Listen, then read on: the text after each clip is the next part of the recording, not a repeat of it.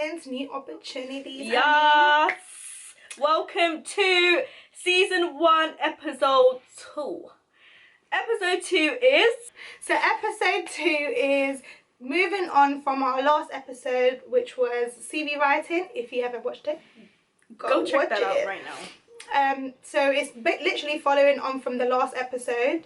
So this episode is all about how you would get a job. So you've written your CV, now what are you going to do with it? First things first, guys, you want to filter down your options. And what we mean by filtering down your options is looking at your strengths, weaknesses, and then looking at what you like doing. So creativity, mathematics, whatever it is, then combining them both and then looking for your perfect job match. I know we focus a lot on like what we're good at doing, but sometimes what you're good at doing is not what you enjoy.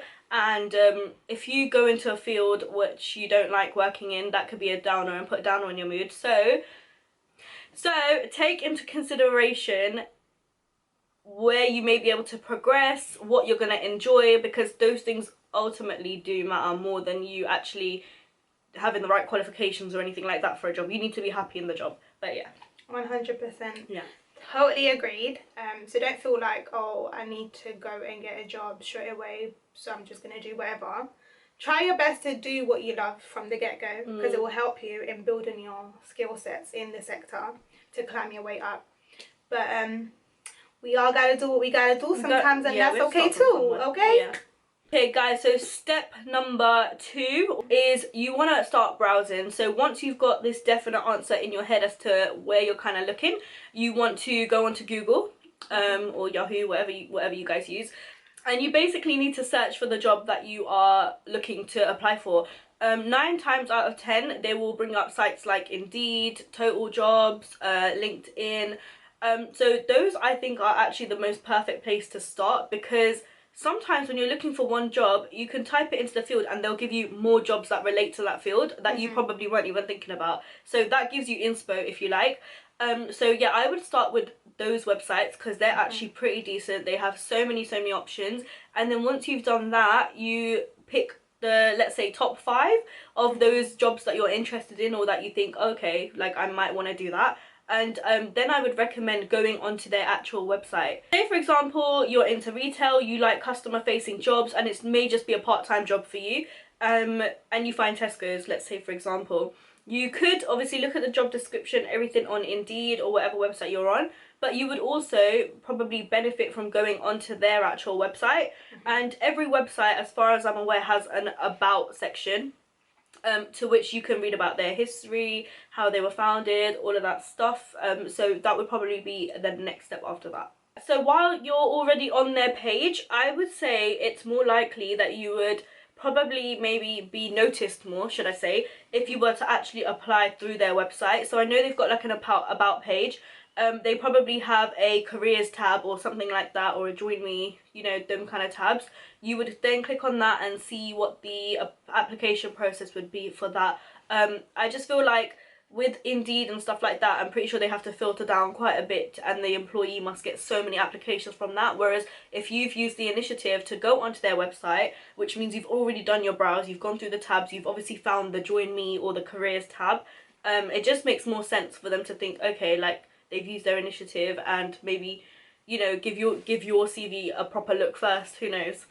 Yeah, and sometimes using job engines are good, but also because they can be like a middleman, and they can be like an agency who recruit, and then they go into the actual company who get your application. It might be a longer process. Yeah. Whereas if you go directly, it might cut all that time. Might be quicker for you. Yeah, exactly. So do keep that in mind. Also, another thing to bear in mind when applying for jobs, in the job description it will tell you where the job is.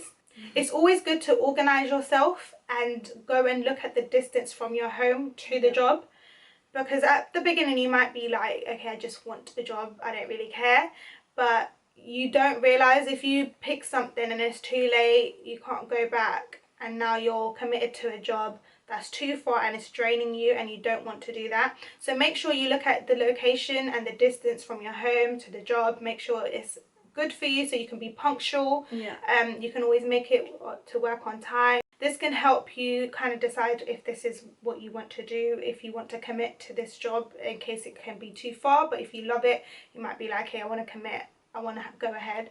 If not, that might be the thing that helps you decide, no, I don't want this job. The good thing with websites like Indeed and stuff like that, they have that on the filter straight away, and you can put like a mile radius. If you want 2 miles, if you want 5 miles, it works according to you. So that's always handy to keep an eye out for. Another platform that you guys could use if you're not aware of is LinkedIn. It's amazing. It's literally just like a professional Facebook. Yeah. So you can have your picture, you can have an online CV basically, and you know, like we spoke about in the last episode, a CV is literally just a page. You don't want to make it no more than 2. But if you really want to showcase yourself and put everything on there, LinkedIn is perfect because you can update it on a daily. It's a good way to make connections. People can see you rather than you see them. Yeah. Interlink with people, companies, managers. Yeah. It's a really good way of people just picking you up, and you might be lucky to just get a job like that because they really see your skill sets and assets that you could bring to their job and just offer you a job just like that. So that's a good platform. So it will be good if you do log in, sign up for that and keep that updated.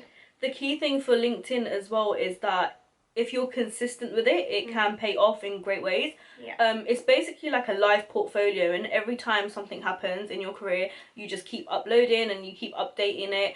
And say if you're not really an out there person, you aren't actively looking for people to hire you, you never know, someone might be looking at your profile and be like, oh, actually they suit my criteria and I want to hire them. So yeah, I think that's a great way for you guys to also move forward with. Next bit that we're going to talk about, guys, so everything we've spoken about is how you would apply for the job or prepare for applying. The next part we're going to talk about is kind of like the aftermath of you guys applying for the job. So first thing we want to start with is, number 1, turn your notifications on. If you've given them an email address, make sure you are actively on that email, because they could contact you at any time, because you don't know how quick they want to recruit, and if you miss that email, if you miss that phone call, there's always someone else waiting. So that's rule number 1. Keep your alerts, your notifications, whatever it is, keep it turned on. Yeah, and the next thing you want to kind of also make sure you do is your social medias. I know we're all on our phones, we love social, it's a social media generation, but make sure it's clean. And not saying make it look professional, because that is your social media. It doesn't have to be formal, but just make sure it's nothing that when they do like a background check, or if they look at your Facebook page or your Instagram page, it's not something that puts an employer from picking you. So just clean it, make sure it is presentable. And number 3, guys, is to always keep an open mind. If we ever told you how many times we got knocked down before we actually were happy, too many times, honestly too many times. Just keep an open mind, jobs will come and go.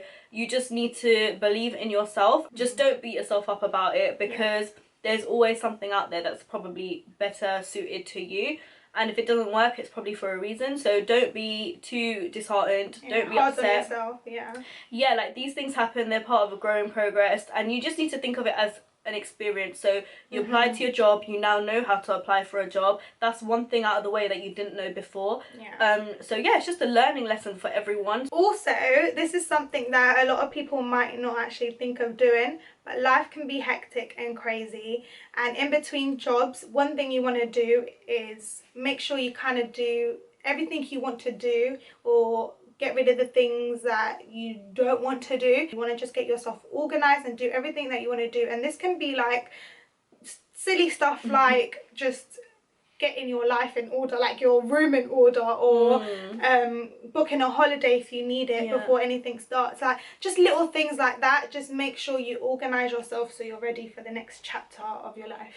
Yeah guys, like Priya said in the beginning, it's a very short video. It's literally just how to apply for a job. There'll be more to come following through about interviews in the next episode, so keep an eye out. Please do not forget to subscribe, as always. Like this video, comment on the video, and yeah, like we said, if there's anything you feel like we're missing in these videos or for this particular section, then please feel free to DM us or email us. Bye.